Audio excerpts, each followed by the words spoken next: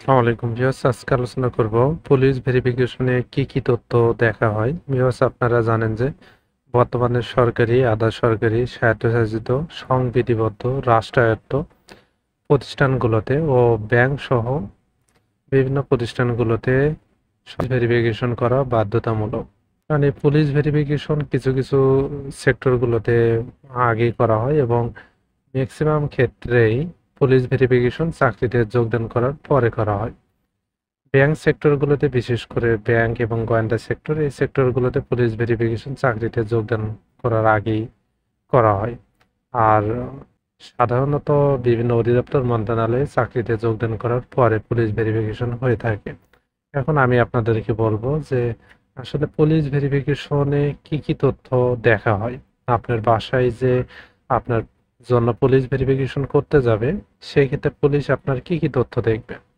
Police ভেরিফিকেশনে যে সকল তথ্য দেখা হয়, প্রথমত আপনি চাকরির অ্যাপ্লিকেশনে, আবেদন ফর্মে যে ঠিকানাগুলো উল্লেখ করেছেন, যে শিক্ষকতার যোগ্যতা উল্লেখ করেছেন, এগুলো সঠিক কিনা। প্রথমত দেখা হয় আপনার স্থায়ী ঠিকানা, আপনি যে ঠিকানা দিয়েছেন সেখানে আপনাদের বসবাস রয়েছে কিনা বা আপনারা স্থায়ীভাবে বসবাস করেন কিনা। সেই ক্ষেত্রে পুলিশ গিয়ে আপনার বাসার বিদ্যুৎ বিল, গ্যাস বিল বা কারেন্ট বিলের কাগজ চেক করতে পারে, বিষয়টি আপনার স্থায়ী কিনা এটি কনফার্ম করার জন্য। এরপর আপনার শিক্ষাগত যোগ্যতার যে সনদপত্রগুলো রয়েছে সেগুলোর অবশ্যই সত্যায়িত ফটোকপি তারা চাইবে। এছাড়া আপনার থানায় আপনার নামে কোনো ফৌজদারি মামলা রয়েছে কিনা সেটি কিন্তু পুলিশ যাচাই করবে। এটি হয়তো আপনি বুঝতে পারবেন না, এই তথ্যটি থানায় থেকে নেবে যে আপনার নামে কোনো ফৌজদারি মামলা রয়েছে কিনা, অথবা আপনি কোনো রাজনৈতিক সংলাপের সাথে জড়িত কিনা। এই বিষয়গুলো নরমালি পুলিশ ভেরিফিকেশনে দেখা হয়।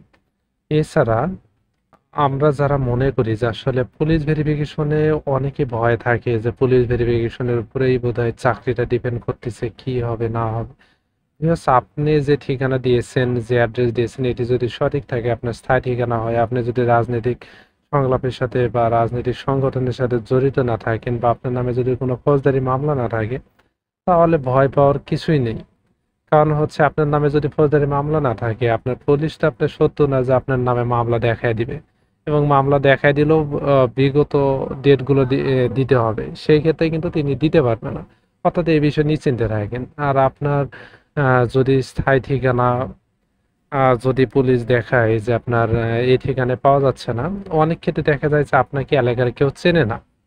এখন উনি সহজমিনে ভেরিফিকেশন করতে গেছে, বাসা খুঁজে পাওয়া যাচ্ছে না, আপনার এলাকার মেম্বার চিনতেছে না, চেয়ারম্যান চিনতেছে না। সেই ক্ষেত্রে পুলিশদের কিন্তু জটিল হয়ে যায় আসলে জিনিসটা খুঁজে বের করে। সেক্ষেত্রে অনেক সময় তথ্য দেয় যে প্রার্থীকে খুঁজে পাওয়া যায় না প্রার্থীর ঠিকানায়। যদি এমনটা হয়ে থাকে তাহলে অবশ্যই আপনারা যোগাযোগ করবেন। যোগাযোগ করলেই ঠিক হয়ে যাবে। অনেক সময় অ্যাড্রেসে ফোন নাম্বার থাকে না, যে কারণে খুঁজে পাওয়া যায় না।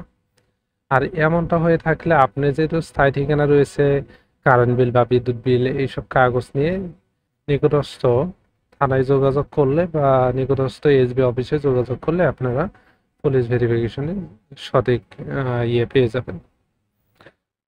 যদি এমনটা দিয়ে থাকে, টেনশন করার কোনো কারণ নেই। তারা রিপোর্ট প্রদান করার আগে আবার আপনার সম্পর্কে খোঁজ খবর নেবে, বা আপনার যদি ফোন নাম্বার বা কিছু দেওয়া থাকে তাহলে আপনার সাথে যোগাযোগ করার চেষ্টা করবে।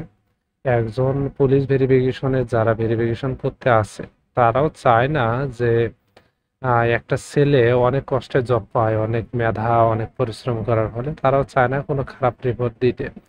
তো এই বিষয়ে আমি বলবো যে আপনাদের ভয় পাওয়ার কিছু নেই। আর পুলিশ ভেরিফিকেশনে কোনো প্রকার টাকা লাগে কিনা, না ভিউয়ার্স, পুলিশ ভেরিফিকেশনে কোনো প্রকার টাকা লাগে না সরকারি তথ্য মতে।